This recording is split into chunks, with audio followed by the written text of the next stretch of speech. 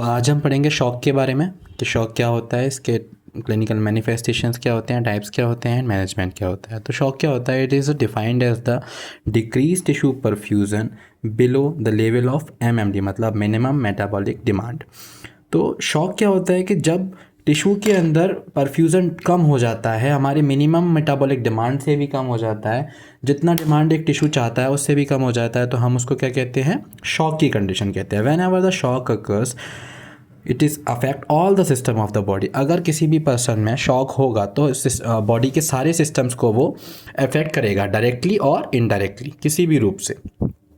अगर हम टाइप्स की बात करें, टाइप्स या फिर एटियोलॉजी की बात करें, तो हमारे पास सबसे पहला आता है हाइपोवॉल्यूमिक शॉक। नाम से ही समझ में आ रहा है कि हाइपोवॉल्यूमिक मतलब पानी की कमी हो जाना। It occurs due to two type of loss, मतलब हाइपोवॉल्यूमिक शॉक दो तरीके के लॉस से हो सकता है। मैं फर्स्ट एक्सटर्नल लॉस अगर फ्लूइड का हो गया, या फिर सेकंड इंटरनल लॉस अगर हमारे फ्लूइड का हो गया। तो एक्सटर्नली हमारी बॉडी से किस तरीके से फ्लूइड लॉस हो सकता है? डायरिया के थ्रू, वॉमिटिंग के थ्रू, हेमरेज हो जाए किसी भी तरीके का तो, सर्जरी होगी किसी तरीके की तो ब्लड के रूप में फ्लूइड लॉस हो सकता है, आरटीए रोड ट्रैफिक एक्सीडेंट हो सकता है, ट्रॉमा हो सकता है किसी तरीके का, इंजरी हो सकती है किसी भी तरीके की। इंटरनल लॉस मतलब बॉडी के अंदर से ही लॉस हुआ है, तो किस तरीके से हो सकता है? तो सीवियर इन्फ्लेमेशन, अगर किसी भी तरीके का सीवियर इन्फ्लेमेशन हो गया है बॉडी के अंदर, तो हम कह सकते हैं कि वो इंटरनल लॉस करेगा हमारे फ्लूइड का।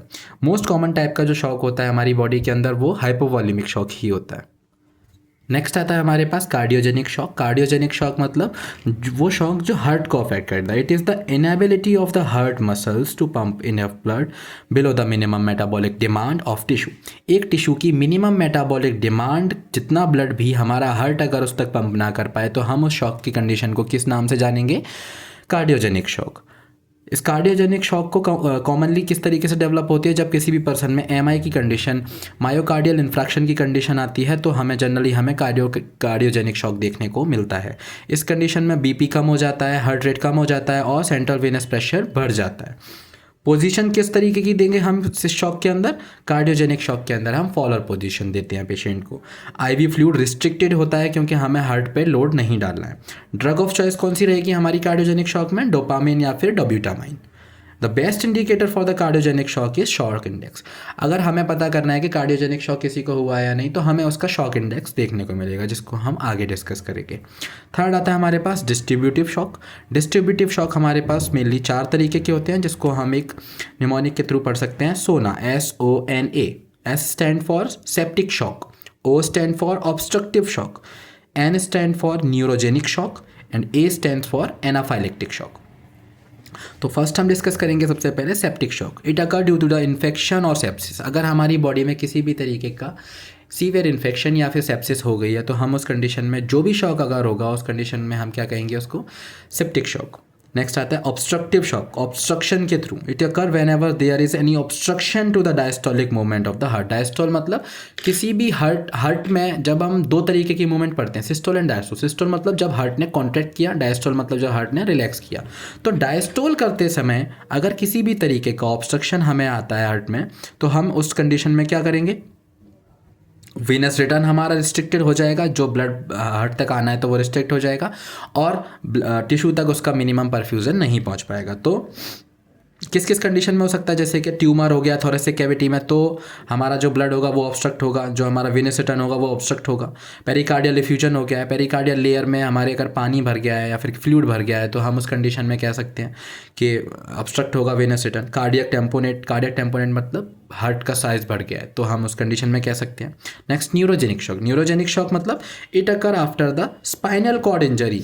स्पाइनल कॉर्ड में अगर किसी भी तरीके की इंजरी किसी पर्सन में होती है, तो उस कंडीशन में जो शॉक होगा उसको बोलेंगे हम न्यूरोजेनिक शॉक। इस कंडीशन में ब्रेडिकार्डिया और वार्म हो जाएगी स्किन, वार्म या फिर पिंक कलर की स्किन हो जाएगी, क्योंकि जो इन्फ्लामेटरी कंडीशन अगर होगी उस कंडीशन में वार्म और पिंक कलर की स्किन हो जाएगी। नेक्स्ट हमारे पास आता है एनाफाइलेक्टिक शॉक।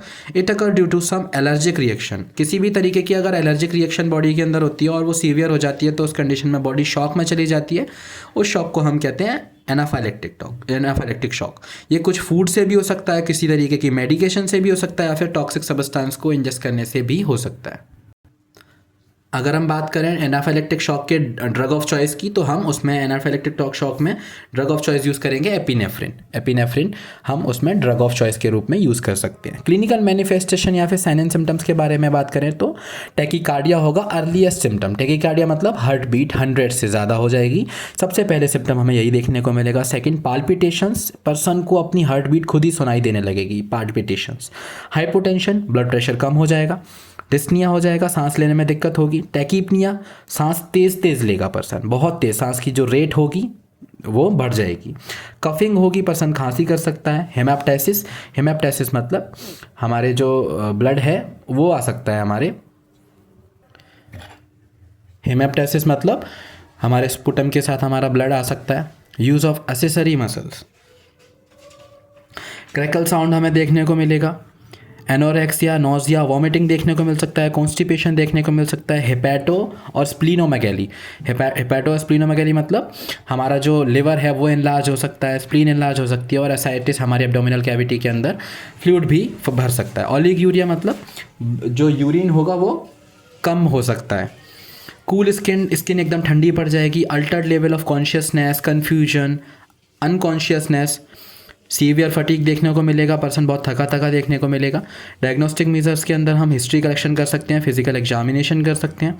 डायग्नोस्टिक क्राइटेरिया क्या क्या रहेंगे हमारे? सिस्टोलिक बीपी अगर किसी पर्सन का 100 mmHg से अगर कम है तो, हार्ट रेट 100 ब्लीड पर मिनट से ज़्यादा है तो, टैकीकार्डिया की कंडीशन है तो, शॉक इंडेक्स जो हमने अभी प्रीवियसली डिस्कस किया था, शॉक इंडेक्स, वो शॉक इंडेक्स किस तरीके से निकालते हैं? Heart rate upon systolic BP 1 से ज़्यादा हुआ तो हम मानेंगे कि पर्सन शॉक के अंदर। Urine output 30 ml per hour से कम होगा।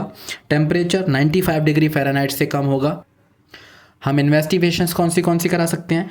ABG analysis, arterial blood gas analysis कराएंगे, ECG कराएंगे, चेस्ट एक्सरे कराएंगे, इकोकार्डियोग्राफी कराएंगे, USG अल्ट्रासोनोग्राफी कराएंगे, सीरम इलेक्ट्रोलाइट लेवल्स का वैल्यू कराएंगे, RFT रीनल फंक्शन टेस्ट या फिर KFT बोल सकते हैं इसको हम, kidney function test, LFT liver function test कराएंगे। मैनेजमेंट किस तरीके से करेंगे? तो हर टाइप के अलग अलग मैनेजमेंट है। तो फर्स्ट इमरजेंसी मैनेजमेंट, सबसे पहले हम इमरजेंसी में क्या करेंगे? तो सबसे पहले तो पोजीशन हम ट्रेंडलैंडबर्ग पोजीशन दे देंगे, but except in cardiogenic shock. अगर आपने ट्रेंडलैंडबर्ग पोजीशन कार्डियोजेनिक शॉक में दी तो हार्ट पर लोड पड़ेगा और पर्सन की जो दिक्कत है वो ज़्यादा हो सकती है। तो हम कार्डियोजेनिक शॉक में कौन सी पोजीशन देंगे? Fowler's position. बाकी सारे शॉक के अंदर हम देंगे Trendelenburg position. Oxygen administration is must, oxygen administration करना है हमें क्योंकि मिनिमम मेटाबॉलिक डिमांड टिश्यू की पूरी नहीं हो पा रही है। MAST, military anti shock trousers. Military anti shock trousers market में अवेलेबल ट्राउजर्स होते हैं जो कि हमारे काफ मसल्स को काफ़ी ज़्यादा कंप्रेस करते हैं, जो कि वीनस रिटर्न को बढ़ा देते हैं। Commonly used in hypovolaemic shock, क्योंकि जब ब्लड के अंदर फ्लूइड कम हो जाएगा तो हम मास्क का इस्तेमाल कर सकते हैं। कॉन्ट्राइंडिकेटेड कहेगा कार्डियोजेनिक शॉक में, क्योंकि हमें हार्ट के अंदर लोड नहीं डालना है। हॉट एप्लीकेशन और कॉन्ट्रा इंडिकेटेड, हॉट एप्लीकेशंस को यूज़ नहीं करना है। Treatment of choice and drug of choice कौन सी रहेगी? हाइपोवॉल्यूमिक शॉक में ट्रीटमेंट ऑफ चॉइस रहेगा IV fluid and drug of choice रहेगी epinephrine. Cardiogenic and neurogenic shock के अंदर हम दे सकते हैं डोपामिन या डोब्यूटामाइन। मोस्ट प्रोबेबली हम प्रेफर करेंगे डोब्यूटामाइन को देना। सेप्टिक शॉक के अंदर हम एपिनेफ्रिन या एंटीबायोटिक्स दे सकते हैं। एनाफाइलेक्टिक शॉक के अंदर एपिनेफ्रिन या एविल या डेक्सोना भी दे सकते हैं। तो बट इसमें हम अगर प्रेफर करेंगे तो एपिनेफ्रिन ज़्यादा प्रेफर करेंगे एनाफाइलेक्टिक शॉक में। ऑब्स्ट्रक्टिव शॉक के अंदर एपिनेफ्रिन भी दे सकते हैं और पेरिकार्डियोसेंटेसिस भी करवा सकते हैं, क्योंकि पेरिकार्डियल एफ्यूजन की वजह से भी हो सकता है ऑब्स्ट्रक्टिव शॉक।